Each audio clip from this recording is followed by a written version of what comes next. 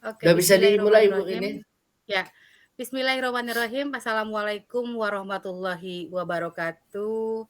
Selamat malam, Waalaikumsalam. Bapak, Waalaikumsalam Ibu guru hebat. warahmatullahi wabarakatuh. Waalaikumsalam warahmatullahi wabarakatuh.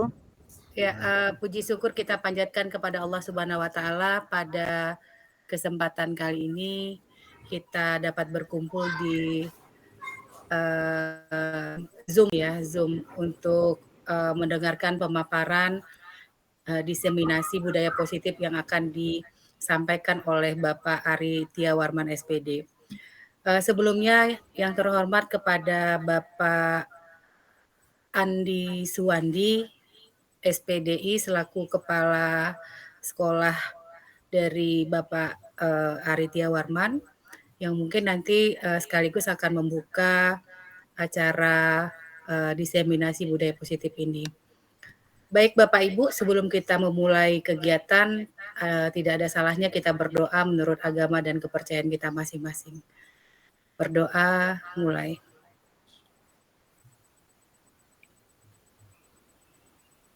Doa selesai.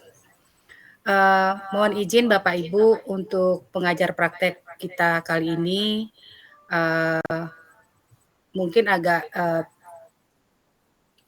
hadirnya agak belakangan karena beliau sedang dalam perjalanan dan mencari sinyal yang pas dulu untuk bergabung di dalam Zoom kali ini. Baik Bapak Ibu, untuk mempersingkat waktu kita langsung saja kata sambutan sekaligus membuka acara diseminasi budaya positif yang akan dipaparkan oleh Bapak Ari Tiawarman SPD. Kepada Bapak Kepala Sekolah, Bapak Andi Suwandi SPDI, kami persilakan. Bismillahirrahmanirrahim. Assalamualaikum warahmatullahi wabarakatuh. Selamat malam untuk kita semua. Alhamdulillahirabbil alamin. Hamdas syakirin, hamdan na'imin, hamdan ni'amahu wal kafi majidah. Ya Rabbana lakal hamdu kama yanbaghi li jalali wal karimi azim sultani. Allahumma shalli ala Muhammad wa ala ali Muhammad. Yang saya banggakan Bapak Ibu yang ada di Zoom ini, wabil khusus Bapak Ari selaku yang mempunyai kegiatan ini dalam kegiatan diseminasi budaya positif yang akan dipaparkan oleh Bapak Ari nanti. Saya selaku Kepala Sekolah SD Negeri 74 Singkawang dengan sangat bangganya dengan adanya Zoom seperti ini akan menambah wawasan baik saya selaku kepala sekolah maupun guru-guru yang berada dalam Zoom ini. Mudah-mudahan apa yang nanti kita dapatkan di Zoom ini dapat kita realisasikan di dalam mendidik anak didik kita selaku guru, sebagai guru penggerak. Marilah kita bersama-sama untuk memberikan inovasi, terobosan bagi para murid kita yang akan kita hadapi nanti. Baiklah Bapak Ibu, saya tidak bisa berpanjang lebar. Mungkin ini yang dapat saya sampaikan. Saya mohon maaf bila ada lebih dan kurangnya. Jadi acara ini insya Allah akan saya buka kepada Bapak Ari Tiawarman SPD dengan segala hormatnya saya persilakan. Dan saya akhiri dengan billahi taufiq wal hidayah. Assalamualaikum warahmatullahi wabarakatuh. Dan saya kembalikan kepada Ibu Rini selaku pembawa acara. Baik, waalaikumsalam warahmatullahi wabarakatuh. Terima kasih kepada Bapak Andi Suwandi SPDI selaku Kepala Sekolah SDN 74 Singkawang. Baik Bapak Ibu, guru-guru hebat, kita langsung saja mendengarkan pemaparan dari Bapak Ari Tiawarman SPD, diseminasi budaya positif. Kepada Pak Ari, langsung saya persilakan. Assalamualaikum warahmatullahi wabarakatuh, Bapak Ibu semua. Waalaikumsalam Terima kasih. Waalaikumsalam warahmatullahi wabarakatuh. Alhamdulillah Terima kasih sebelumnya saya ucapkan kepada Bapak Ibu yang sudah berkenan hadir, padahal ini malam sahdu ya, malam minggu ya. Tapi alhamdulillah saya doakan kawan-kawan yang hadir di sini selalu diberikan kesehatan dan keberkahan. Amin ya rabbal alamin. Amin, amin, ya Rabbal alamin. Mohon izin ya Bapak Ibu, saya share screen materi saya ya.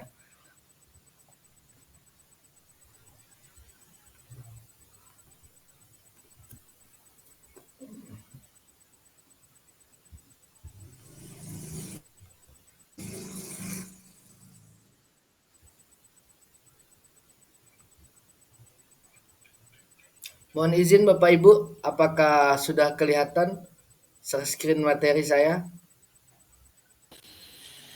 Sudah Pak Ari. Sudah Pak Ari. Alhamdulillah nampak. Alhamdulillah. Apakah terbalik Bapak Ibu? Tidak ya, karena di tampilan saya sini terbalik. Tidak. Mudah-mudahan tidak ya. Tidak Pak Ari. Pak Ari. Alhamdulillah. Jelas. Jelas banget. Siap, baiklah saya mulai. Jadi kali ini saya akan menyampaikan materi tentang diseminasi budaya positif sebagai aksi nyata saya untuk pemenuhan tugas modul 14 yaitu budaya positif. Jadi sekali lagi saya perkenalkan diri saya Ari Tiawahman, guru SDN 74 Singkawang. Alhamdulillah saya merupakan calon guru penggerak angkatan 9 tahun 2023. Di sini fasilitator saya yaitu Bapak Angga Ramadwani, kemudian pengajar praktek saya Bapak Endra Muflihun. Dan alhamdulillah juga saya di sini turut bangga, alhamdulillah kepala sekolah saya Bapak Andi Suwandi bisa membersamai kita di sini semua. Amin ya rabbal alamin. Alhamdulillah. Saya lanjut ya Bapak Ibu ya. Yang pertama di sini budaya positif. Budaya positif itu merupakan perwujudan dari nilai-nilai atau kebajikan universal yang diterapkan di sekolah. Tujuan pelaksanaan pendidikan di sekolah adalah untuk membentuk murid dengan generasi yang berpendidikan, cerdas, dan berkarakter. Budaya positif di sekolah yaitu nilai-nilai dan kebiasaan-kebiasaan di sekolah yang berpihak pada murid agar mereka dapat berkembang menjadi pribadi yang kritis, penuh hormat, dan bertanggung jawab. Jadi untuk menyediakan budaya positif, sekolah perlu menyediakan lingkungan yang positif dulu, aman dan nyaman, agar murid-murid dapat berpikir, bertindak, dan mencipta dengan merdeka, mandiri, dan bertanggung jawab. Nilai-nilai kebajikan universal yang merupakan tujuan mulia itu adalah sifat-sifat manusia yang ingin dicapai setiap individu. Nilai-nilai tersebut bersifat universal dan lintas bahasa, suku bangsa, agama maupun latar belakang. Jadi untuk mencapai tujuan mulia dari nilai-nilai kebajikan universal ini, setiap anak itu tujuannya nanti ke depannya mereka akan diarahkan untuk menjadi murid-murid yang berprofil pelajar Pancasila, di mana nanti diharapkan di masa depan nanti untuk sekarang kita sudah memulai menanamkan mulai dari beriman, bertakwa kepada Tuhan Yang Maha Esa, dan berakhlak mulia, mandiri, bernalar kritis, berkebinekaan global, bergotong royong, dan terakhir kreatif.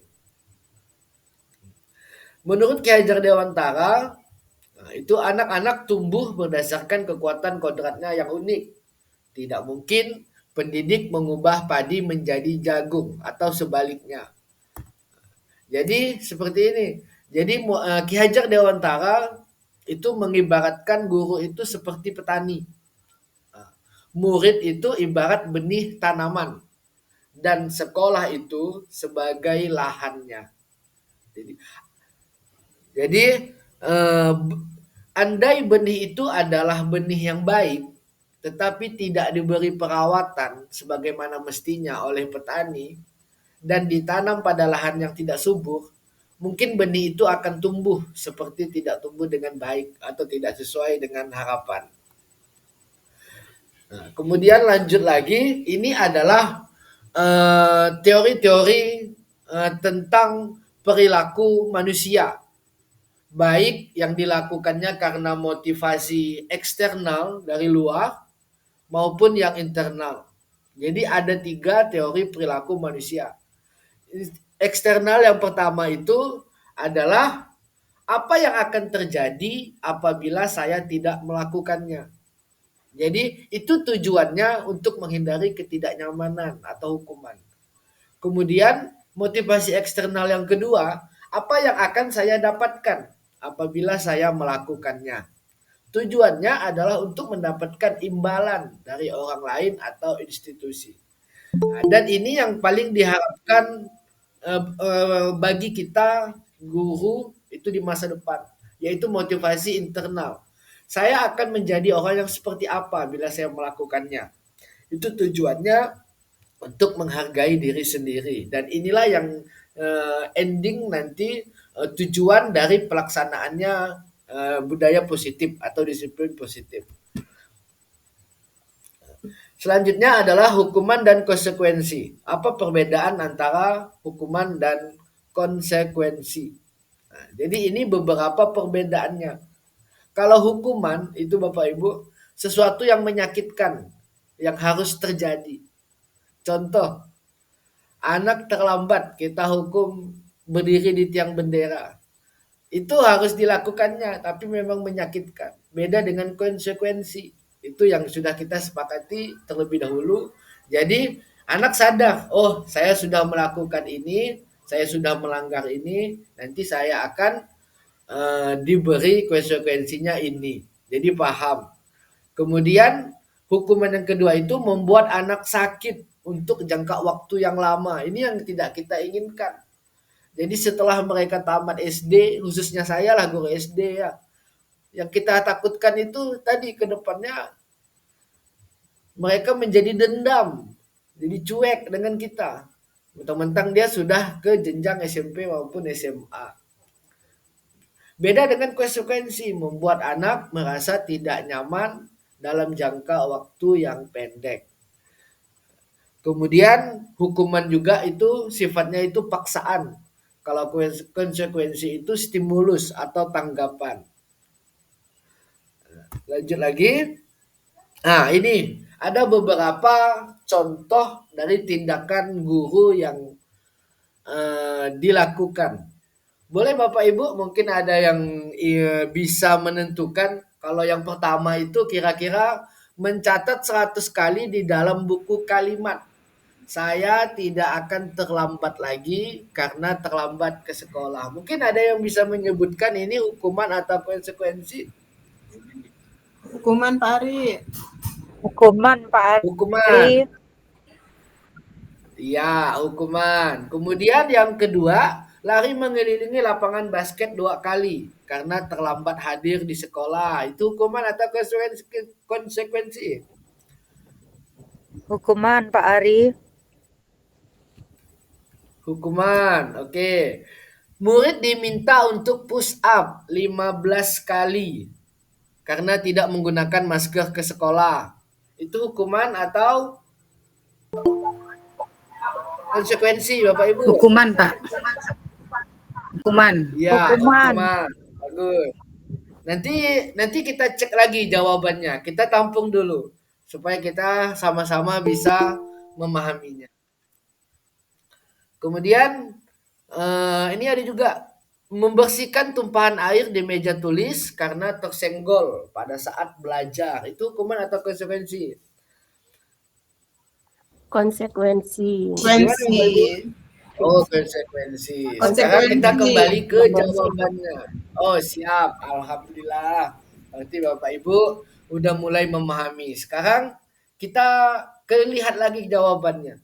Jadi ini jawaban yang benar. Mencatat 100 kali di dalam buku kalimat, saya tidak akan terlambat lagi karena terlambat ke sekolah tadi ini. Siswa terlambat ke sekolah, kita suruh dia menulis saya tidak akan terlambat lagi di buku sebanyak 100 kali. Itu merupakan hukuman Bapak Ibu. Kemudian lari mengelilingi lapangan basket 2 kali karena terlambat hadir ke sekolah, itu juga merupakan hukuman. Murid diminta untuk push up 15 kali karena tidak menggunakan masker ke sekolah, itu juga merupakan hukuman. Menggantikan kertas tugas teman yang telah dicoret-coret, itu yang merupakan konsekuensi, Bapak Ibu.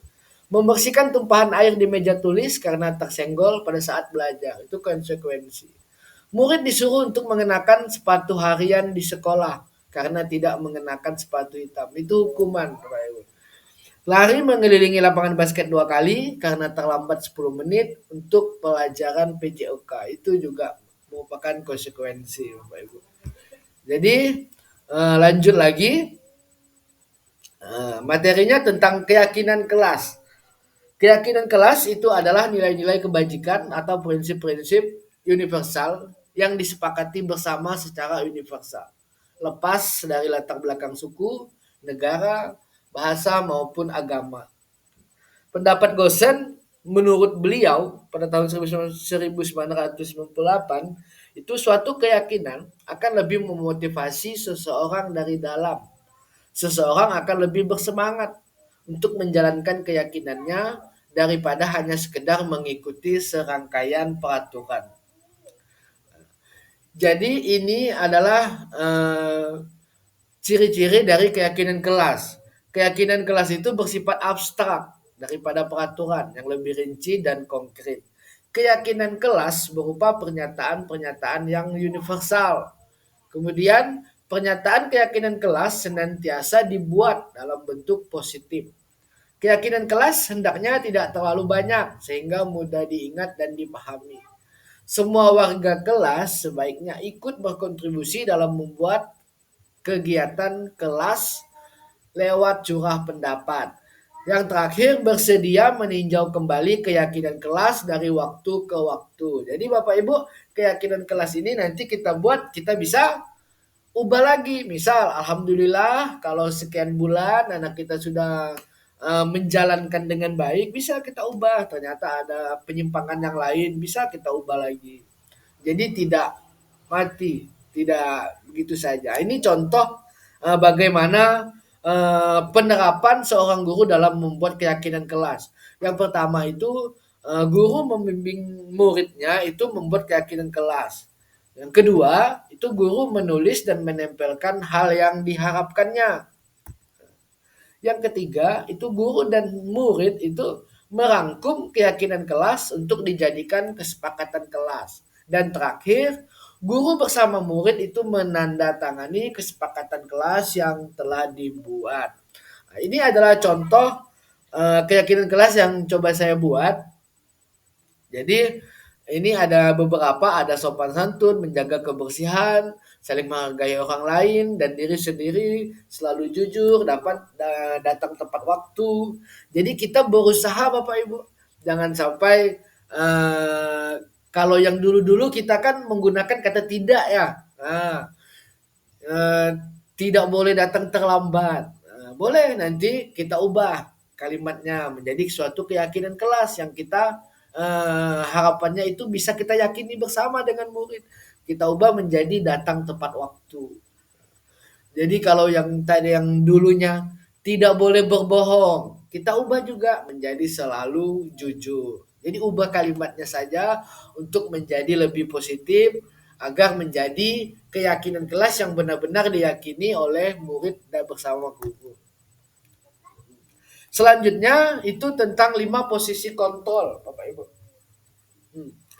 Jadi Dean Gosen dalam bukunya Restitution Restructuring School Discipline mengemukakan bahwa guru perlu meninjau kembali penerapan disiplin di dalam ruang-ruang kelas mereka selama ini. Apakah telah efektif? Apakah berpusat pada murid, memerdekakan dan memandirikan murid? Bagaimana dan mengapa? Melalui serangkaian riset dan berdasarkan pada teori kontrol, Dr. William Gosen berkesimpulan ada 5 posisi kontrol yang selama ini diterapkan seorang guru, orang tua, atasan, dan lainnya. Kelima, posisi kontrol itu apa saja? Yang pertama, adanya penghukum. Yang kedua, posisi pembuat rasa bersalah. Yang ketiga itu adalah posisi teman. Yang keempat itu posisi mantau. Dan terakhir itu posisi manajer. Pada posisi pertama, penghukum, seorang penghukum itu bisa biasanya menggunakan hukuman fisik maupun verbal. Orang-orang yang menjalankan posisi penghukum ini senantiasa mengatakan bahwa sekolah itu memerlukan sistem atau alat yang dapat lebih menekan murid-murid lebih dalam lagi. Jadi ibaratnya guru ini satu arah. Pokoknya guru yang menentukan kalau siswa melanggar itu hukumannya apa. Kalau siswa nanti berprestasi nanti diberi apresiasi apa. Ini adalah contoh-contoh kalimat-kalimat yang digunakan pada posisi penghukum ini. Misal, nih, patuhi aturan saya atau awas. Kamu selalu saja salah. Kemudian, pasti selalu yang terakhir selesai. Guru seperti ini senantiasa percaya hanya ada satu cara agar pembelajaran bisa berhasil, yaitu cara dia. Kemudian yang kedua itu pembuat rasa bersalah. Pada posisi ini biasanya guru akan bersuara lebih lembut. Pembuat rasa bersalah ini akan menggunakan keheningan yang membuat orang lain merasa tidak nyaman, bersalah atau rendah diri. Terkadang ada diam sebentar itu corong yang ada siswa dah paham ya hening. Jadi pembuat rasa bersalah itu biasanya kalau kita pakai mimik kita biasanya bisa. Jadi kata-kata yang keluar dengan lembut itu contohnya apa saja? Ibu sangat kecewa sekali dengan kamu. Berapa kali Bapak harus memberitahu kamu ya? Kemudian gimana coba kalau orang tua kamu tahu kamu berbuat begini? Di posisi ini murid akan memiliki penilaian diri yang buruk tentang diri mereka. Murid merasa tidak berharga karena telah mengecewakan orang-orang yang disayanginya. Posisi yang ketiga itu adalah teman. Guru pada posisi ini tidak akan menyakiti murid, namun akan tetap berupaya mengontrol murid melalui persuasi. Posisi teman pada guru bisa negatif ataupun positif. Positif di sini berupa hubungan baik yang terjalin antara guru dan murid. Guru di posisi teman menggunakan hubungan baik dan humor untuk mempengaruhi seseorang. Ini adalah kalimat-kalimat yang biasanya digunakan oleh guru dalam posisi teman. Nih, ayo bantulah demi Bapak ya. Ayo, ingat tidak bantuan Bapak selama ini. Kemudian ini lagi nih, ya sudah kali ini tidak apa-apa. Nanti Ibu bantu bereskan.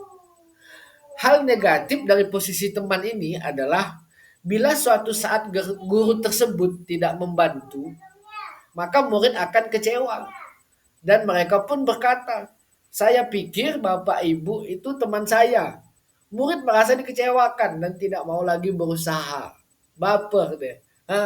Hal lain yang mungkin timbul itu adalah murid hanya akan bertindak untuk guru tertentu dan tidak untuk guru lainnya.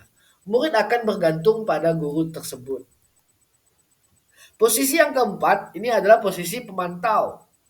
Memantau berarti mengawasi. Pada saat kita mengawasi, kita itu bertanggung jawab atas perilaku orang-orang yang kita awasi. Posisi pemantau berdasarkan pada peraturan-peraturan dan konsekuensi. Dengan menggunakan sanksi, kita dapat memisahkan hubungan pribadi kita dengan murid sebagai seseorang yang menjalankan posisi pemantau. Ini adalah beberapa kalimat yang biasanya guru lakukan pada posisi pemantau. Nih, peraturannya apa? Kemudian apa yang telah kamu lakukan? Sanksi atau konsekuensinya apa? Seseorang pemantau sangat mengandalkan perhitungan, catatan atau data yang dapat digunakan sebagai bukti atas perilaku seseorang. Posisi ini akan menggunakan stiker atau emoticon atau daftar cek. Posisi pemantau sendiri berawal dari teori stimulus respon yang menunjukkan tanggung jawab guru dalam mengontrol murid. Nah, dan yang terakhir ini adalah posisi manajer. Ini adalah posisi yang diharapkan mudah-mudahan kita bisa menuju ke sini. Walaupun nanti ada hambatan, entah nanti ya namanya kita ya sebagai guru ya manusiawi. Bisa saja kita melakukan 1 sampai 4 tadi, tapi kita tetap harus berusaha bagaimana kita bisa mencapai di posisi ini, yaitu manajer. Di posisi ini guru itu berbuat sesuatu itu bersama murid, mempersilahkan murid mempertanggungjawabkan perilakunya, mendukung murid agar dapat menemukan solusi atas permasalahannya sendiri. Seorang manajer telah memiliki keterampilan di posisi teman maupun pemantau. Dengan demikian, bisa jadi di waktu-waktu tertentu kembali, dua posisi tersebut kembali lagi kepada posisi tersebut bila diperlukan.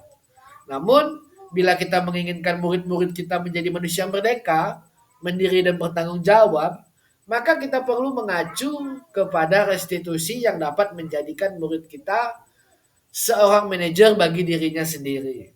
Di manajer, murid diajak untuk menganalisis kebutuhan dirinya maupun kebutuhan orang lain. Di sini penekanan bukan pada kemampuan membuat konsekuensi, namun dapat berkolaborasi dengan murid bagaimana memperbaiki kesalahan yang ada. Seorang manajer ini yang dikatakan oleh guru dengan posisi manajer. Nih, apa yang kita yakini? Jadi mengingatkan kembali kepada keyakinan kelas yang sudah dibuat. Kemudian, apakah kamu meyakininya? Jika kamu meyakininya, apakah kamu bersedia memperbaikinya? Jika kamu memperbaiki ini, hal ini menunjukkan apa tentang dirimu, apa rencana kamu untuk memperbaiki hal ini. Jadi ini ada beberapa contoh soal Bapak Ibu. Kira-kira di soal-soal ini dia masuk ke posisi yang mana? Boleh sama-sama ya bantu Bapak Ibu ya. Kita jawab yang pertama dulu ya. Saya kecewa sekali dengan kamu. Kira-kira itu posisi apa ya Bapak Ibu ya? Boleh dibantu Bapak Ibu? Kecewa sekali dengan kamu. Kira-kira itu di posisi apa? Dari 1 sampai 5 tadi. Apakah penghukum, pemantau? Gimana? Merasa bersalah. Merasa bersalah saya. Oke, kita tampung dulu. Kita tampung dulu. Nanti kita lihat lagi nanti jawabannya. Kemudian yang kedua ada kamu tidak pernah benar melakukannya. Kira-kira itu penghukum atau gimana Bapak Ibu? Atau manajer? Penghukum. Hukum. Oh, alhamdulillah Bu Susi. Siap. Ayolah lakukan demi ibu dan demi ibu atau bapak. Teman. Teman. Oke. Apakah kamu mau mendapatkan stiker bintang hari ini? Penghargaan. Apa kira-kira? Oke. Pemantau. Sekarang Pemantau. kita oh ya, alhamdulillah banyak sekali jawaban Bapak Ibu yang beragam ya, alhamdulillah. Sekarang kita cek jawabannya. Nih, saya kecewa sekali dengan kamu. Itu adalah di posisi pembuat merasa bersalah. Kemudian nih, kamu tidak pernah benar melakukannya. Itu adalah posisi penghukum. Ayolah lakukan demi ibu atau demi bapak. Itu pada posisi teman. Kemudian, apakah kamu mau mendapatkan stiker bintang hari ini? Itu adalah posisi pemantau. Kemudian, bagaimana kamu bisa menyelesaikan masalah ini? Itu posisi manajer. Dan terakhir, kamu selalu yang paling terakhir itu adalah posisi penghukum. Yang terakhir ini adalah materi kita tentang segitiga restitusi, Bapak Ibu.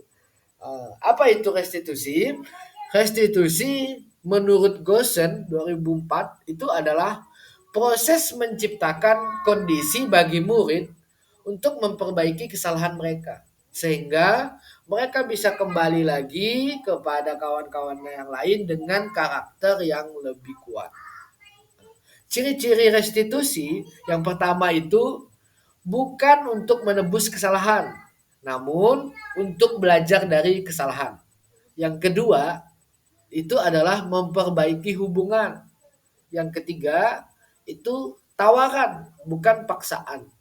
Yang keempat, restitusi menuntun untuk melihat ke dalam diri. Yang kelima, restitusi mencari kebutuhan dasar yang mendasari tindakan. Yang keenam, restitusi diri adalah cara yang paling baik untuk memperbaiki diri. Ketujuh, restitusi fokus pada karakter, bukan tindakan. Kelapan, restitusi fokus pada solusi.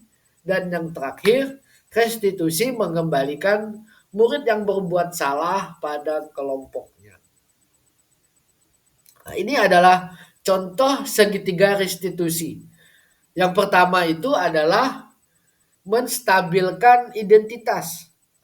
Ini adalah contoh-contoh kalimat yang guru-guru lakukan. Nih, setiap pada posisi ini menstabilkan identitas. Misalnya nih, setiap orang pasti pernah melakukan kesalahan. Bisa juga ini, kamu bukan satu-satunya yang pernah melakukan ini.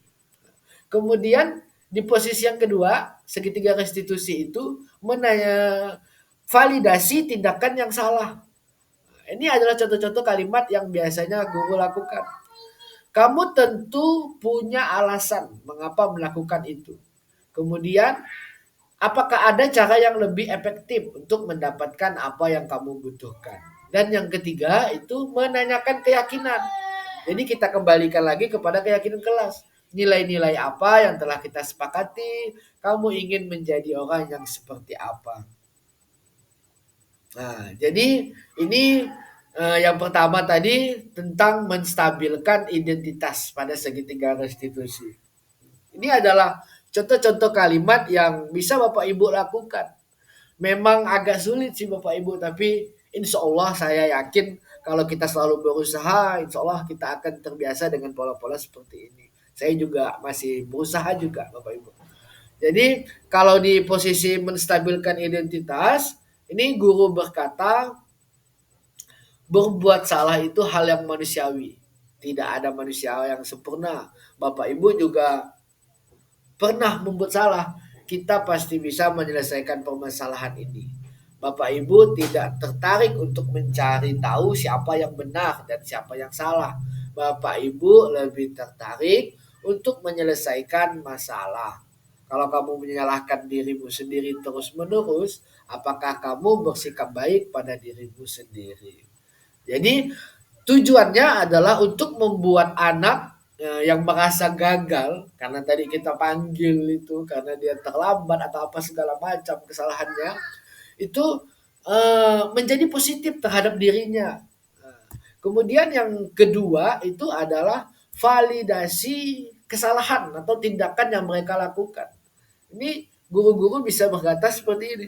Kamu bisa saja kan melakukan hal yang lebih buruk, tapi kamu tidak melakukannya kan? Kamu pasti punya alasan mengapa kamu melakukannya. Apa yang penting bagi kamu? Kemudian kamu boleh tetap berusaha menjaga sikap itu, tapi tambahkan sikap yang lain yang baru. Maukah kamu belajar cara lain untuk mendapat yang kamu butuhkan tanpa harus memukul? Apakah kamu bisa melakukan dengan lebih baik besok lagi? Tujuan dari kita melakukan validasi tindakan ini adalah membantu murid mengenali kebutuhan dasar yang ingin dipenuhinya ketika dia melakukan kesalahan. Karena pasti kesalahan yang diperbuatnya itu ada alasan, tidak asal-asal. Jadi misal dia terlambat, bagi kita sebagai guru udah mulai nak marah-marah. Ternyata kita tidak tahu apa saja alasan kenapa dia bisa terlambat. Entah bisa saja dia bantu orang tuanya terlebih dahulu, jaga adiknya dan lain-lain lah Bapak Ibu. Dan terakhir menanyakan keyakinan. Nih guru akan berkata seperti ini. Apa nilai yang kita percaya di kelas atau ke sekolah? Jadi kembalikan lagi kepada keyakinan kelas yang sudah kita buat sebelumnya. Nilai-nilai kita bisa juga mengaitkannya dengan nilai-nilai universal yang telah kita sepakati. Kemudian kelas yang ideal itu seperti apa sih? Kamu ingin jadi anak seperti apa? Apa yang kamu rasakan? ketika kamu melakukan itu, kamu menjadi orang yang seperti apa. Tujuan dari kita menanyakan keyakinan ini adalah anak akan melihat kesalahannya, tapi dia menghubungkannya kembali dengan nilai-nilai, norma sosial, dan nilai-nilai yang mendasari manusia berinteraksi dengan orang lain. Jadi Bapak Ibu, mohon izin saya sudah melakukan ada beberapa contoh saya melakukan segitiga restitusi. Mohon izin saya coba share biar mungkin bisa membantu Bapak Ibu, atau mungkin ada kelemahan pada contoh saya, bisa untuk pembelajaran kita bersama lah Bapak Ibu. Saya coba putar ya Bapak Ibu ya. Putar ya. Sebentar, laptop saya masih loading.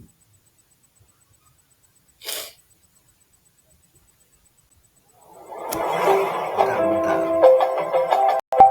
Aduh, nge-lag. Tunggu bentar.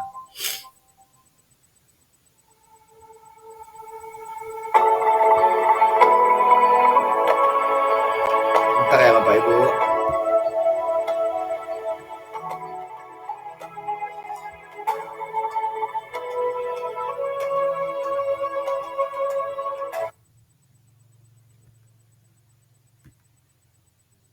Aduh, siap.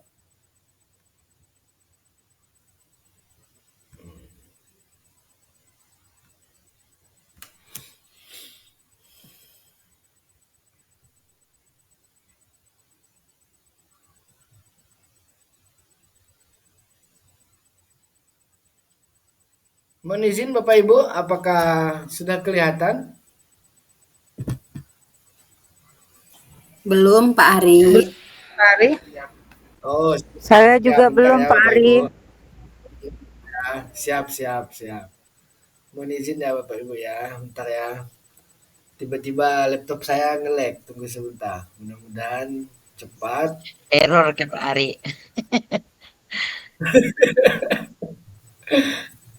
Siap. Bentar. Tiba-tiba berputar kan ya.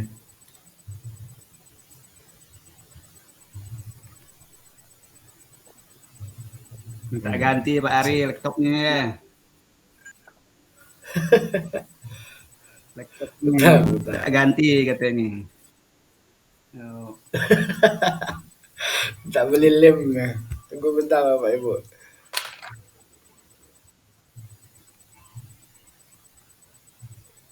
Nah, ini saya. Tunggu bentar.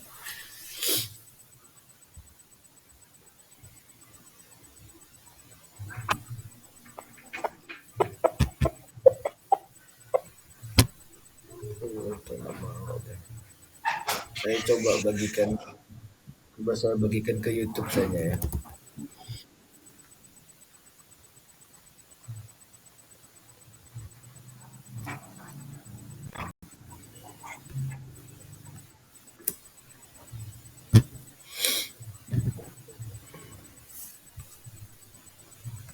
Mohon izin ya Bapak Ibu ya, sebentar ya, menunggu koneksi sinyal.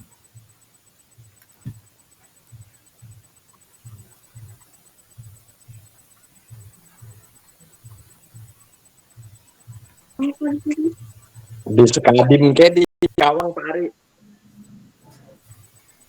Siap di Singkawang. Oh. Nah, ini dia Bapak Ibu. Siap. Mudah-mudahan lancar.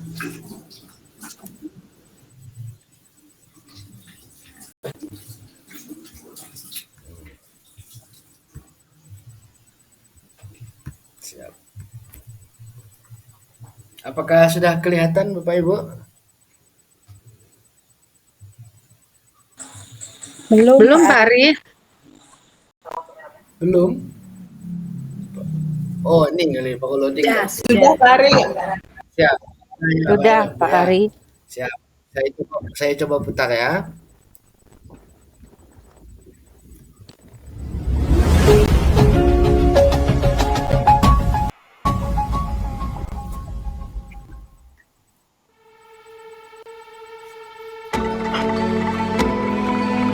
suaranya Bapak Ibu?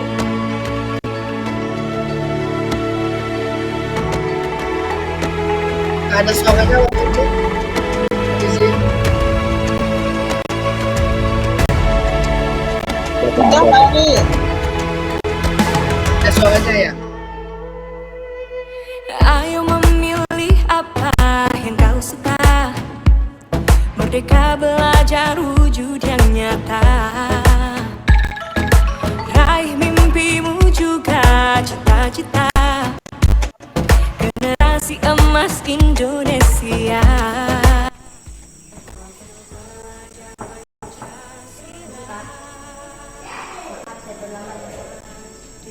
Besok-besok jangan terlambat lagi ya. Ya udah, silakan duduk. Irfandi tahu kenapa Bapak panggil? Tahu Pak, karena saya terlambat datang ke sekolah Pak. Tadi Irfandi berangkat ke sekolah jam berapa? Jam 7.30 Pak. Irfandi tahu kita masuk ke sekolah jam berapa? Karena sekolah masuk jam 7. Apakah Irfandi sudah masuk tepat waktu? Tidak Pak. Setiap manusia pasti pernah melakukan kesalahan. Begitu juga Bapak. Bapak juga pernah datang terlambat ke sekolah. Tapi Bapak di sini tidak mencari siapa yang salah dan siapa yang benar. Namun kita bersama-sama mencari solusinya agar Irfandi tidak terlambat lagi datang ke sekolah. Kira-kira Irfandi pasti punya alasan kenapa Irfandi datang terlambat ke sekolah. Bangun kesiangan Pak. Mengapa bisa bangun kesiangan? Karena bertanding sampai larut malam Pak. Jadi Irfandi terlambat datang ke sekolah karena bangun kesiangan. Lalu Irfandi tidurnya kemalaman, lupa waktu main game ya. Oke. Nah, kira-kira apakah datang terlambat ke sekolah itu sudah sesuai dengan keyakinan kelas kita? Apakah Irfandi masih ingat apa saja keyakinan kelas kita? Tidak boleh datang terlambat dan menjaga lingkungan sekolah Pak.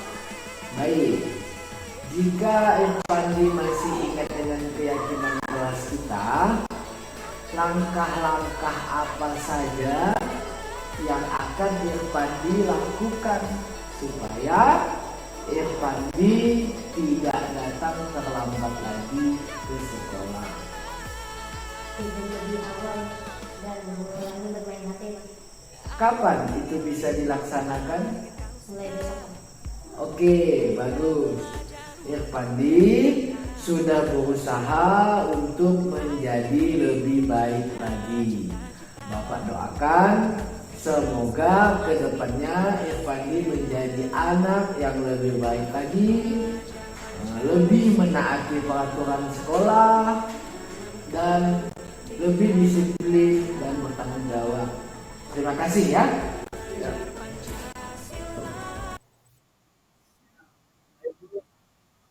Apakah tadi udah kelihatan ya Bapak Ibu ya, jelas ya. Mudah-mudahan sinyal kita sama-sama mendukung. Jadi saya lihat tadi Pak Endra kita. Pak Ari, suara Pak Ari tidak kedengaran. Oh siap. Terima kasih Bu Dina sudah mengingatkan. Siap. Sama-sama Pak Ari. Jadi seperti itulah tadi contoh penerapan segitiga restitusi yang pernah saya lakukan. Tadi sambil menonton video tadi saya melihat pengajar praktek kita sudah hadir ya, Bapak Endra Mublihun. Mungkin atau saya akhiri saja materinya, bagaimana ya Bu Neni ya? Gimana Bu Neni? Boleh Pak. Bu Rini Pak. Bukan Bu Neni Pak, Bu Rini Pak. Oh siap Bu Rini, gimana Bu Rini? Ya, Boleh Pak, karena pemaparannya juga udah selesai ya Pak Ari? Ya, udah selesai. Oke. Oke. Paling Baik. tinggal penutup saja ini. Penutup saja. Atau saya akhiri saja lah ya Bu Rini ya. Boleh Pak, boleh Pak. Siap. Berdekatan soalnya. Ini berdekatan. Mohon maaf ya Bapak Ibu ya. Jadi kesimpulan dari materi saya itu adalah untuk mewujudkan budaya positif itu membutuhkan partisipasi dari semua warga sekolah serta diperlukan orang-orang yang bersedia untuk terus berinovasi dan terbuka terhadap perubahan zaman. Sekian materi yang sudah saya sampaikan. Mudah-mudahan bisa menjadi pembelajaran kita bersama dan mungkin nanti bisa saya kembalikan kepada Bu Rini jika ada pertanyaan dari Bapak Ibu. Insya Allah akan saya coba jawab. Siap, saya kembalikan kepada Bu Rini. Terima kasih Bapak Ibu. Baik, terima kasih Pak Ari Tiawarman yang sudah memaparkan tentang budaya positif. Sebelum kita ke sesi pertanyaan, selamat bergabung untuk pengajar praktek kita Bapak Endra Muflihun. Selamat bergabung Pak, mohon maaf malam minggunya terganggu di room ini. Iya, kita mengganti kegiatan dari malam minggunya di pasar sekarang di room ya Pak ya, di room untuk mendengarkan pemaparan dari Bapak Ari Tiawarman. Untuk selanjutnya mungkin boleh Bapak Endra Muflihun untuk memberikan dua patah kata ya untuk kegiatan hari ini, kegiatan malam ini. Mungkin ada yang mau disampaikan, silakan Bapak Endra.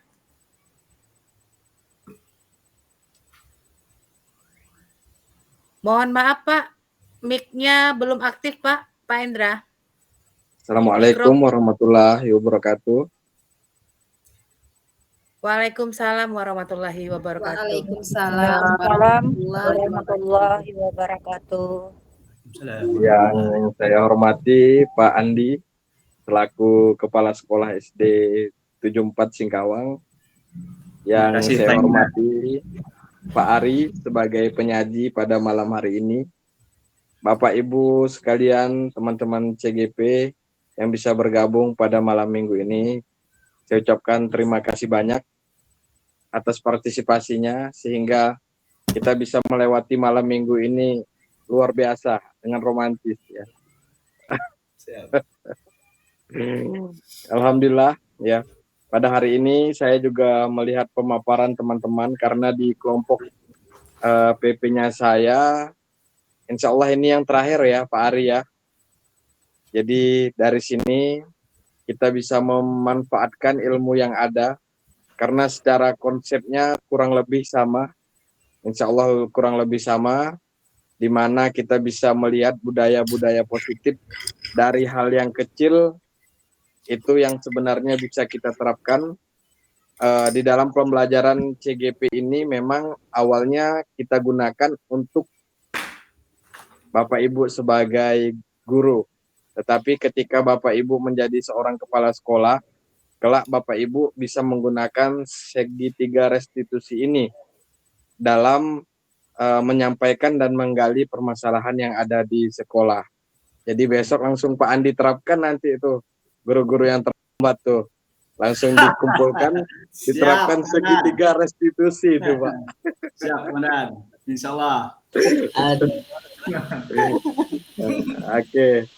Jadi tentunya di dalam budaya positif ini kan hal-hal positif saja, tetapi kita memahami bahwa jika hari ini kita mengatakan jangan kalian ingat pulpen, yang tergambar di anak didik kita adalah pulpen. Padahal kita melarang jangan mengingat pulpen. Nah ini, jangan mengingat gajah. Kata gajah ini yang mereka ingat. Jadi beberapa buku yang saya baca, memang sesuatu pemikiran itu yang sering disebut yang bisa kejadian. Jadi kata Pak Ari, jangan datang terlambat, besok mereka terlambat tuh. Nah, besok datang cepat, insya Allah mereka lebih cepat.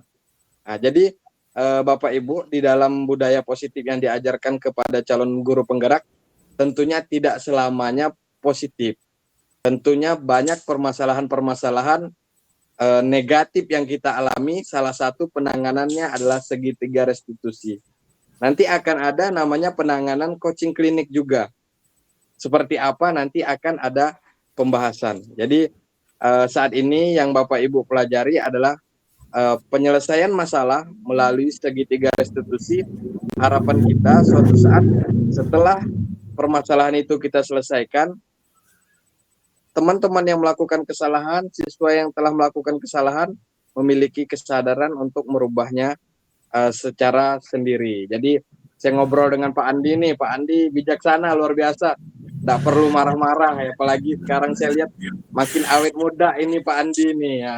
Jangan-jangan Pak Andi sekarang sudah menerapkan segitiga restitusi ya Pak Andi ya, cuma tidak menyadari ini apa ya kan. Jadi alhamdulillah sekarang mungkin agak-agak tobat nih guru-guru Pak Andi nih, karena sudah mulai menyadarkan identitas saya ini loh guru, tidak perlu saya marahin ya. Itu harapan kita, jadi bisa kita contoh apa yang dilakukan Pak Andi, Pak Ari, bisa dicontoh bagaimana menyelesaikan suatu masalah tetapi dengan menyadarkan kita. Jadi terima kasih saya ucapkan untuk Bapak Ibu semuanya yang telah hadir pada malam minggu ini. Meskipun sepatah dua patah kata yang singkat ini dari saya, insya Allah bermanfaat. Tidak selamanya hidup kita mengajar, kita memimpin sekolah, mulus Bapak Ibu. Tetap ada masalah. Makanya ilmu segitiga restitusi pada hari ini sudah diajarkan kepada CGP, bagaimana seorang pemimpin, bagaimana seorang kita mengelola kelas harus bisa membuka identitas, menjelaskan identitas, menggali identitas, sehingga mereka bisa bertindak dan yakin bahwa yang dilakukan yang benar adalah seperti ini. Mungkin itu saja yang dapat saya sampaikan. Sukses selalu untuk CGP saya dan teman-teman yang lain. Insya Allah kita lulus dengan baik. Terima kasih. Wabillahi taufiq wal hidayah. Assalamualaikum warahmatullahi wabarakatuh. Waalaikumsalam. Amin. Warahmatullahi wabarakatuh. Luar biasa. Terima kasih kepada Bapak Endra Muflihun selaku pengajar praktek yang sudah memberikan luar biasa ya support sistem kita yang tadinya kita sudah mulai mengendur, melemah, terus dicas lagi, bersemangat lagi, melemah lagi, bersemangat lagi kami Pak Endra. Jadi memang tekad kita di sini masuk bersama, keluar pun bersama gitu, enggak ada yang kececeran. Amin, amin, amin. Demikian Bapak Ibu, kita langsung saja buka sesi pertanyaan. Silakan Bapak Ibu, mungkin ada yang ingin ditanggapi dari pemaparan yang sudah disampaikan oleh Bapak Ari Tiawarman tadi. Silakan kita buka dulu untuk dua penanya Bapak Ibu. Silakan raise hand. Ya, Ibu Dina. Silakan Bu Dina. Siap. Baik, terima kasih Bu Rini dan Pak Ari. Sebelumnya saya mohon maaf saya tidak buka kamera karena sudah berada di dalam ruangan. Jadi mohon maaf Pak Ari, saya tidak buka kamera. Baik, Assalamualaikum warahmatullahi wabarakatuh. Waalaikumsalam warahmatullahi wabarakatuh. Selamat malam Bapak Ibu semua. Langsung saja ya Pak Arya. Untuk pemaparan Pak Ari ini saya sangat salut dan luar biasa sekali tentang pemaparan budaya positif yang telah Pak Ari sampaikan kepada kita di malam hari ini. Adapun beberapa yang ingin saya tanyakan mungkin agak di luar konteks tetapi ada hubungannya Pak Ari. Karena saya melihat profil Pak Ari ini luar biasa sekali. Jadi boleh bagi-bagi buat kita trik-triknya buat Bapak Ibu guru khususnya buat CGP yang lagi pendidikan ya Pak Ari ya. Pak Ari ini kan salah satu ketua PTIC di Kota Singkawang ya Pak Ari ya. Siap, Ini siap, luar Bu. biasa sekali bagi Siap, saya, siap, Ari. Bu, siap. Iya, karena tidak semua Bapak Ibu guru ini bisa masuk ke dalam perkumpulan ini, perkumpulan Teacherpreneur Indonesia Cerdas ya Pak Ari ya. Luar biasa Siap, Bu. sekali Pak Ari. Siap, Bu, siap, Bu. Boleh nanti kita Insya sharing Allah. Pak Ari. Siap, Ya, siap, karena insya Allah. ilmu Pak Ari ini sepertinya sudah luas sekali wawasannya. Jadi yang ingin saya tanyakan kepada Pak Ari ini, bagaimana Pak Ari menerapkan budaya positif ini kepada Bapak Ibu guru yang ada di sekolah Pak Ari? Karena kita kan sama-sama guru ya Pak Ari ya, berbeda dengan pimpinan. Kalau pimpinan yang dikatakan Pak Endra tadi, kalau Pak Andi sudah menerapkan budaya positifnya kepada Bapak Ibu guru sampai awet muda. Nah, bagaimana kalau Pak Ari sendiri yang menghadapi atau Pak Ari sendiri yang menerapkan budaya positif ini kepada Bapak Ibu guru? Mohon maaf Pak Ari, kita tidak bisa menyamakan diri kita dengan orang ya Pak Ari. Itu sangat sulit sekali untuk mengubah manusia itu tidak sama seperti kita membalikkan telapak tangan. Nah, bagaimana Pak Ari melakukannya di sekolah Pak Ari, kemudian dengan peserta didik, dengan murid. Pak Ari menerapkannya di sekolah Pak Ari dengan murid itu apakah sudah ada perubahan atau sudah nampak pada murid? Apalagi Pak Ari ini seorang ketua PTC yang memang benar-benar ini perkumpulan yang benar-benar memang untuk di kelas ya Pak Ari ya. Siap, siap. Yang sangat dapat ilmunya itu yang ada di kelasnya untuk memanage Pak Ari lah yang lebih paham. Nah, jadi bagaimana Pak Ari menerapkannya ke siswa dan apa yang sudah tampak pada siswa Pak Ari? Itu aja Pak Ari. Baik Pak Ari, terima kasih. Assalamualaikum warahmatullahi wabarakatuh. Waalaikumsalam warahmatullahi wabarakatuh. Terima kasih Bu Dina. Kita tag dulu ya Pak, satu lagi ya Pak Ari, nanti biar sekaligus menjawab pertanyaan teman. Silakan Bapak Ibu yang lain, ada yang ingin disampaikan atau ditanyakan perihal pemaparan budaya positif yang sudah disampaikan oleh Pak Ari Tiawarman. Silakan Bapak Ibu. Pak Mustaqim, Bu Aryati, Bu Susi. Silakan Pak. Siap. Ya, silakan Pak Mustaqim. Ada beberapa hal yang ingin saya tanyakan dengan Pak Ari. Proses budaya positif, terutama pelaksanaan atau implementasinya di sekolah. Kalau kita perhatikan tadi yang dipaparkan Ari kan budaya positifnya kan tentang bagaimana kita buat kesepakatan di kelas, ya. Bagaimana mungkin pertanyaan saya begini, bagaimana kita menyinkronkan aturan yang ada di sekolah? Di sekolah ini kan ada tata tertib nih, mungkin bahasanya yang belum ke arah positif. Yang saya tanyakan bagaimana trik Pak Ari mensinkronkan agar tidak ada perbedaan gitu. Sekolah aturannya yang ada tidak boleh dan melarang itu kan pasti ada kata-katanya tuh. Dengan kesepakatan di kelas. Biar istilahnya miskomunikasi gitu kan. Kadang kawan kita yang paham dengan makna dari istilahnya kesepakatan kelas dengan aturan sekolah ini kadang kan bertimpa nih. Mungkin itu aja Pak Ari. Misalnya mungkin ada triknya biar nanti dari kesepakatan kelas nih harapan kita ke depannya ini kan tata tertib atau peraturan yang di sekolah secara umumnya itu bisa berubah dengan bahasa-bahasa yang lebih terkena lah dengan anak gitu. Tidak ada lagi pelan-pelan sama nanti harapannya tidak ada lagi kata tidak boleh atau dilarang gitu. Oke, terima kasih Pak Ari atas kesempatan. Terima kasih juga Bu moderator ini. Terima kasih Pak Mustaqim. Terima kasih Pak Mustaqim atas pertanyaannya. Jadi ada dua pertanyaan Pak Ari. Yang pertama dari Bu Dina, bagaimana menerapkan budaya positif yang ada di sekolah terutama kepada rekan kerja. Pak Ari selaku guru ya, mengimbaskannya kepada rekan kerja dan kepada peserta didik. Kemudian yang kedua dari Bu Dina, apakah peserta didik itu sudah nampak enggak perubahan dari budaya positif yang Pak Ari terapkan? Kemudian pertanyaan yang kedua dari Bapak Mustaqim, bagaimana kita mensinkronkan antara aturan dengan keyakinan kelas, karena antara aturan dan keyakinan kelas ini kan biasanya agak berbeda ya Pak, dari bahasanya, yang satu lebih mengarah ke bahasa-bahasa yang arahnya ke negatif, banyak negatifnya, dan yang satu arahnya ke positif. Jadi bagaimana mensinkronkan itu supaya tidak banyak terjadi perbedaan ya, gitu ya Pak Mustaqim. Silakan Pak Ari, 2 pertanyaan langsung saja dijawab Pak Ari. Siap Bu Leni.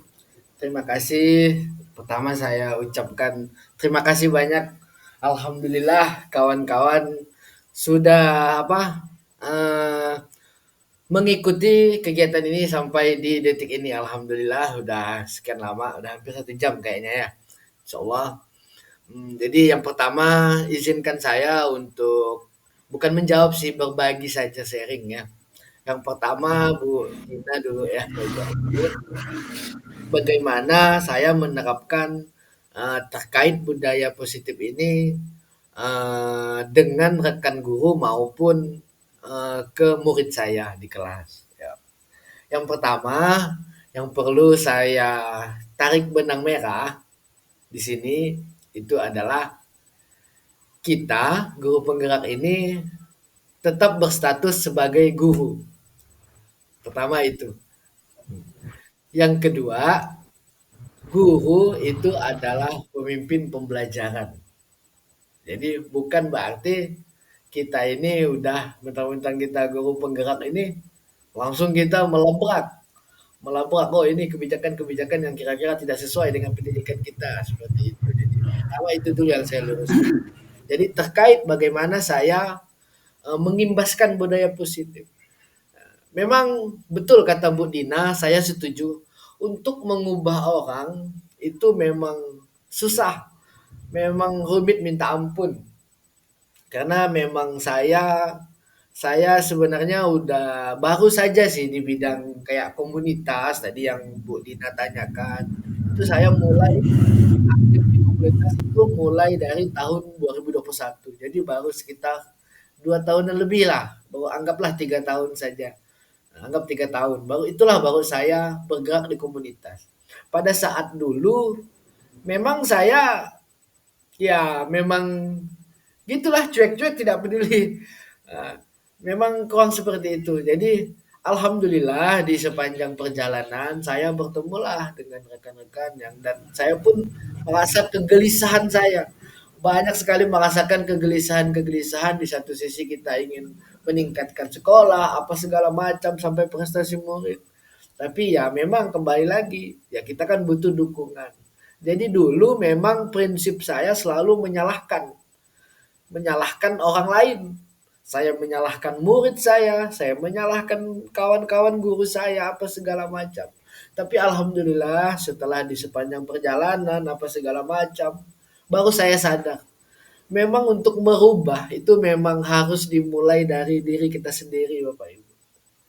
Jadi tidak bisa kita mengubah orang lain kalau diri kita sendiri belum berubah. Kita ibaratnya ngomong kosong kata orang. Pernah ada, saya ambil contoh ya biar lebih panjang, biar lebih seru lagi lah. Saya pernah mendengar di kumpulan gitu, ada kawan-kawan itu menceritakan tentang sebuah kerajaan pada zaman dulu. Jadi raja itu orangnya agak suka dengan yang namanya kebersihan, tidak suka yang namanya hal-hal jorok. Sementara suatu ketika jalanan itu penuh dengan, mohon maaf ya Bapak Ibu ya, kotoran binatang. Jadi raja itu ingin berkeliling ke istana-istana apa segala macam, ke rakyat-rakyatnya lah, ibaratnya ke rumah-rumah warga, nak mantau warga, seperti itu. Dengan kondisi seperti itu bingung dia, karena dia memang orangnya tidak suka yang bojor-jorok. Jadi dia utuslah pengawalnya untuk membuatkan sepatu yang ibaratnya sepatu dari kulit binatang. Jadi supaya dia pada saat berjalan dia tidak kena dengan kotoran itu. Jadi ternyata gimana ya? Ternyata pada saat di perjalanan rasanya susah juga, entet-entet nih. Gimana menjelaskan entet-entet dan jingkrak, berjalan jingkrak. Kayaknya susah. Jadi dia minta kepada pengawalnya itu untuk memenuhi jalanan dengan kulit binatang. Dengan kulit binatang yang berbahan sama yang dibuat dengan sandalnya. Kan rasanya tidak mungkin gitu. Jadi dari peribahasa itu, jadi cerita tadi itu sama tadi dengan cerita Budina. Bagaimana cara kita ingin merubah orang, tidak bisa kayaknya, susah. Jadi memang saya mulai dari sendiri. Alhamdulillah pelan-pelan saya merubah diri saya meningkatkan potensi saya mulai dari tahun 2021. Saya sudah mulai mencari teman-teman yang sepaham, sevisi, dan untuk di sekolah saya mulai dari orang-orang yang mau dulu. Misal saya satu angkatan itu ada yang di sekolah saya itu sama-sama lulusnya itu 2 orang, itu Cecep namanya ya. Nah, jadi kami 2 orang. Alhamdulillah pelan-pelan saya sharing, diskusi, tidak berdebat, tidak apa segala macam. Pelan-pelan saya ngomong ke dia itu ini segala macam. Alhamdulillah sekarang saya lihat beliau udah lumayan dah, teknologinya udah meningkat, apa segala macam. Udah alhamdulillah. Jadi memang tahap pertama itu memang sulit, tapi kita bisa mulai dengan orang yang terdekat dulu, mau dulu. Ibarat kalau gini ya, kalau kami di komunitas itu mengenal dengan sistem, kalau kami ngumpul nih namanya sistem warung kopi. Jadi jadi kalau kita berbagi itu, kalau kita mau mengubah atau berbagi atau sharing apa segala macam, susah dan ribet kalau kita harus mengumpul di satu ruangan. Terlalu resmi, apalagi kalau pesertanya hanya 5-10 orang. Itulah yang namanya kami bilang teknik warung kopi. Jadi kami ngopi-ngopi saja, sharing sambil sharing. Alhamdulillah, sampailah terbentuknya ke PTIC apa segala macam. Karena tadi itu teknik warung kopi. Dan alhamdulillah saya lihat di sekolah saya udah luar biasa. Termasuk Pak Andi ini udah luar biasa saya lihat. Udah mendukung sekali kemajuan-kemajuan, udah peduli semua prestasi apa segala macam. Udah alhamdulillah. Dan beberapa guru pun saya lihat sudah mulai aktif mengikuti kegiatan apa segala macam. Kalau dulu memang agak susah gitu. Terkadang saya pun malu juga sebenarnya saya terus. Tapi itulah karena memang kita mulai dari diri kita, alhamdulillah lama kelamaan udah bisa lah, alhamdulillah udah mulai ada kemajuan lah. Kemudian terkait kepada murid saya, pernah kejadian seperti ini. Gimana ya? Pada saat pertama saya menjadi wali kelasnya, murid saya itu pendiam sama sekali. Kita ngomong, jangankan kita mau nanya dia materi pelajaran, kita ngajak ngomong biasa saja nih. Kamu kemarin kemana? Apa segala macam. Bengong kayak patung. Kayak kita nih ngomong sama patung. Tapi alhamdulillah pelan-pelan saya tunjukkan sikap saya yang memang gimana ya. Saya bukan hanya sekedar sebagai guru. Saya juga harus bisa bertindak sebagai teman, seorang manajer. Saya kaitkan tadi dengan posisi-posisi guru. Jadi saya harus pandai-pandai menempatkan posisi saya. Oh ini saya harus memasukkan di posisi teman. Oh ini kondisi ini saya harus masuk di posisi manajer. Saya harus masuk. Jadi pandai-pandai kita menempatkan posisi. Alhamdulillah murid yang tadi itu, alhamdulillah sekarang udah berani. Malah jangankan ngomong saja ya, materi terkadang pun aktif dia bertanya. Pak, saya belum paham ini Pak. Walaupun yang ditanyanya belum paham. Tapi alhamdulillah saya melihat dari keberaniannya untuk mengungkapkan pendapat tuh saya udah luar biasa salut. Karena kalau saya kan memang orangnya tidak muluk-muluk sampai kita prestasinya harus sekian tidak. Yang penting ada peningkatan saja, saya sudah luar biasa apresiasi, alhamdulillah. Dan pernah juga kejadian seperti ini.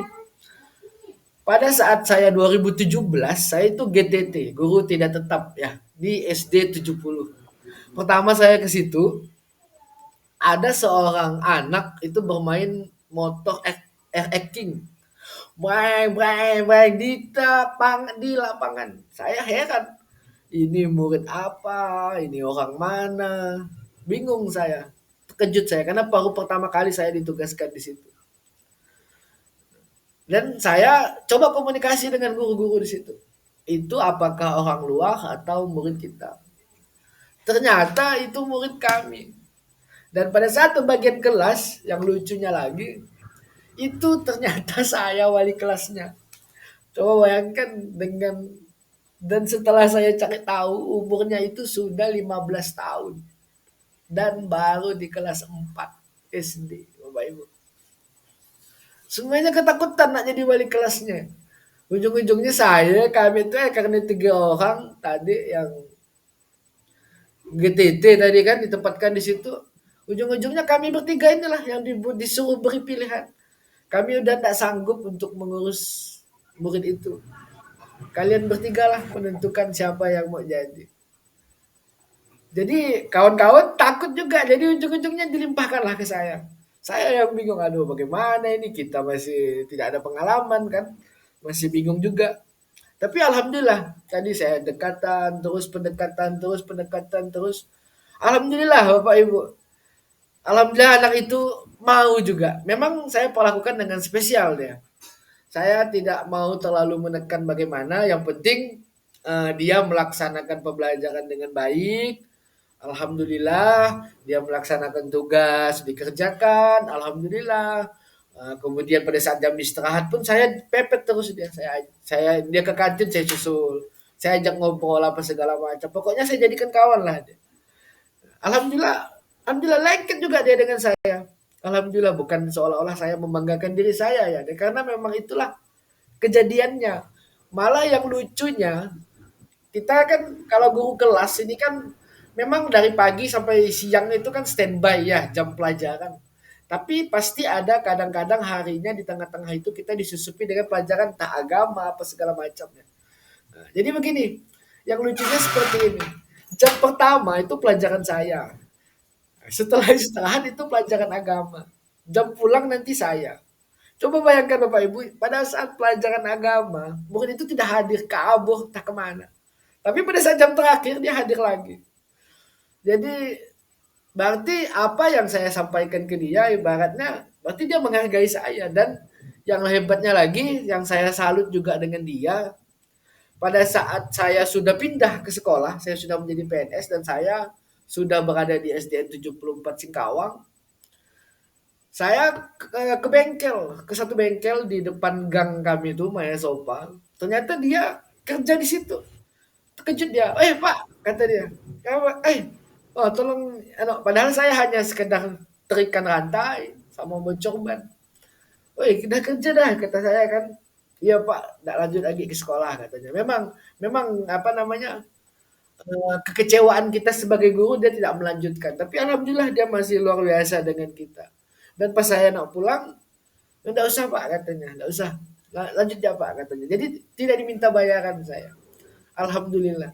Berarti walaupun dia tadi tidak lanjut ke sekolah, tapi alhamdulillah budaya positif yang selama ini kita jalankan, alhamdulillah bisa tersampaikan ke beliau. Mungkin itu yang bisa saya sampaikan kepada Bu Dina. Kemudian terkait kepada pertanyaan Pak Mustaqim, bagaimana kita menyinkronkan masalah keyakinan kelas kita itu dengan peraturan yang ada di sekolah ya Pak Mustaqim ya. Kembali lagi saya tegaskan, kita guru, kita itu seorang pemimpin pembelajaran. Dan khususnya yang kalau yang sering dikenal, yang biasanya dikenal, sebenarnya pemimpin pelajaran itu adalah wali kelas. Jadi kita sebenarnya guru penggerak itu wali kelas. Dan kalau kita kaitkan lagi dengan status kita di sekolah, ya memang wali kelas tidak ada. Kenapa dikemas dengan segala macam? Untuk meluruskan lagi Bapak Ibu. Sebenarnya bagaimana sih menjadi wali kelas yang sebenar-benarnya. Kemarin juga kita kan udah belajar dengan itu apa segala macam. Ternyata semuanya pembelajaran diferensiasi apa segala macam. Ternyata itu sudah kita lakukan. Tujuan dari guru penggerak ini adalah meluruskan lagi, menyesuaikan lagi dengan kebutuhan zaman, kebutuhan di sekolah, kebutuhan murid kita.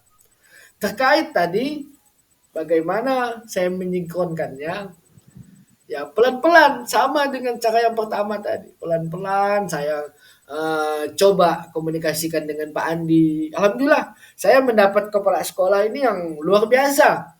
Dia menerima segala-segala update-update informasi. Ibaratnya ilmu-ilmu baru yang saya sampaikan beliau sangat apresiasi. Alhamdulillah. Saya bersyukur mendapat kepala sekolah seperti beliau. Jadi di kelas saya, karena keyakinan kelas ini kan saya dapat juga di materi guru penggerak. Jadi sebelum saya menjadi guru penggerak, memang saya belum mendapat masalah keyakinan kelas. Sama dengan yang tadi Pak Mustaqim jelaskan. Masih banyak kata tidak boleh, tidak, melarang, apa segala macam. Tapi alhamdulillah sekarang di kelas saya, udah saya lepas semua, udah saya tempel lah keyakinan kelas. Yang tadi sudah saya tayangkan di presentasi saya, itu juga sudah saya tempel di kelas saya, alhamdulillah.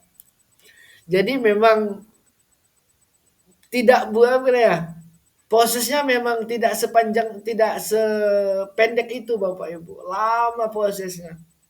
Memang yang pertama kali harus kita ubah atau apa segala macam. Kalau terkait perubahan ini memang diri kita Bapak Ibu.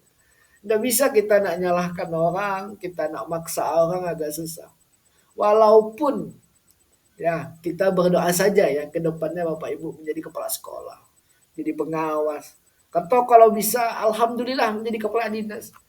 Nggak bisa Bapak Ibu kalau kita sebagai pemimpin saja tidak memberikan tuntunan yang benar, tetap dikalikan 0. Walaupun sehebat apapun kita punya anak buah nih, kita jadi kepala sekolah nih, ternyata guru-guru kita ini budayanya bagus, budaya positifnya bagus, teknologinya bagus, apa segala macam.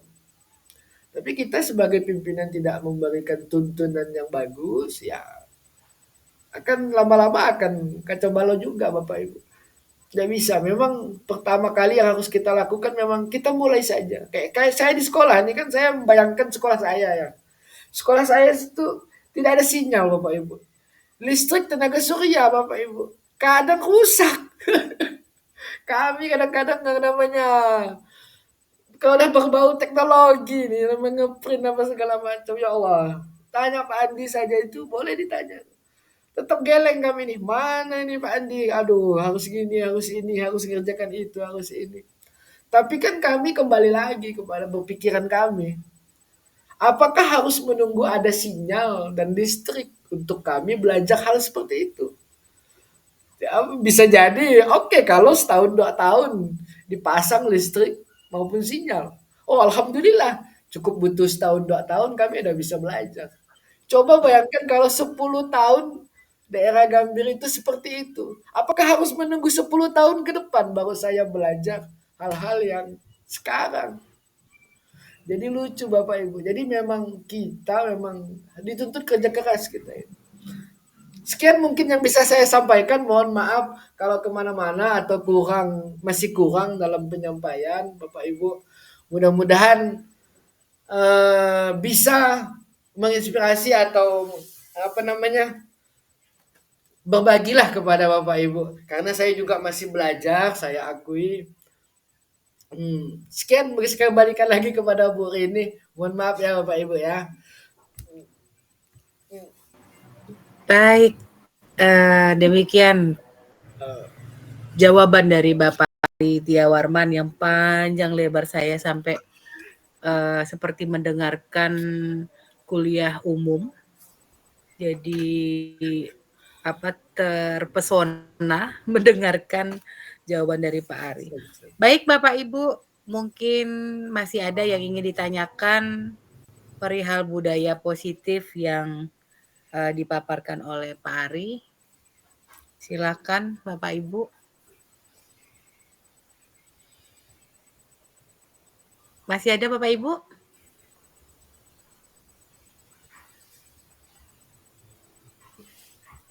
Sepertinya tidak ada.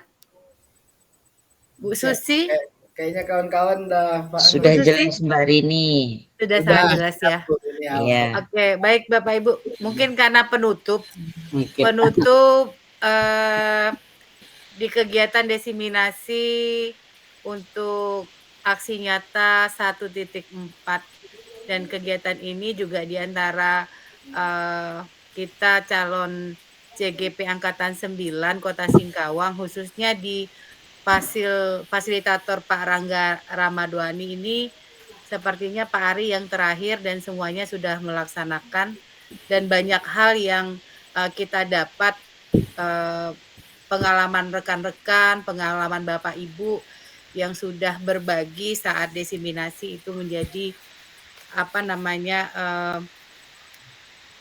pengetahuan pengalaman yang kita bisa pengalaman yang kita jadikan pengetahuan yang bisa kita mungkin bisa kita terapkan di sekolah kita masing-masing.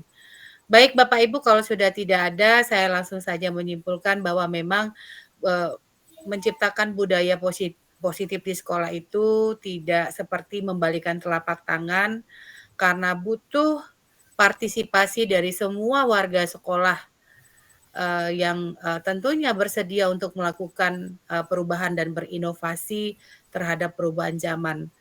Karena dengan menerapkan itu artinya apalagi ke siswa Bapak Ibu, kita harus memberikan contoh, menjadi tauladan dulu kepada peserta didik kita.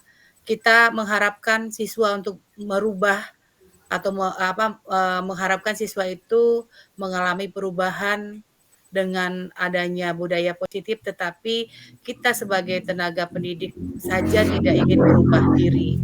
Jadi itu saja Bapak Ibu dari saya. Terima kasih atas partisipasinya pada malam hari ini. Saya selaku moderator mengucapkan selamat malam. Wassalamualaikum warahmatullahi wabarakatuh. Waalaikumsalam warahmatullahi wabarakatuh. Mohon maaf Bapak Ibu, kita foto bersama dulu. Siap, mantap. Pak Ari, kita foto bersama dulu Pak sebagai dokumentasi Bapak. Oh siap, Bu Rini kah yang foto gimana? Atau saya? Boleh. Oh siap, Bu Rini. Oke. Nanti akan saja ya. Siap. Baik. Siap. Baik, Terima kita kasih. foto dulu Bapak Ibu. Saya 1, 2, 3. Bentar. Masih ada seliweran Masih ada yang jempol. belum menyalakan kamera. Enggak apa. 1, 2, 3. Baik Bapak Ibu, sekali lagi terima kasih. Ini udah selesai yang merekam Pak Ari? Siap belum? Atau mau dihentikan saja ya? Siap, saya hentikan dulu. Biar kita tinggal ngobrolnya aja Pak Ari gitu. Terima kasih kawan-kawan. Bapak Ibu, Assalamualaikum. terima kasih. Sama-sama. Waalaikumsalam. Sama Pak Ari.